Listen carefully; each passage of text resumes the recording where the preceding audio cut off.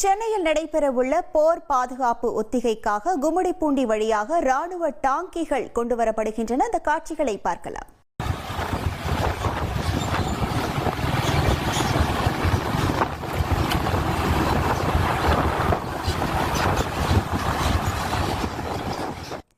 இது தொடர்பான முழு விவரங்களோடு இணைகிறார் நமது செய்தியாளர் பாரதி ராஜா. வணக்கம் பாரதி ராஜா, இது தொடர்பான முழு விவரங்கள்.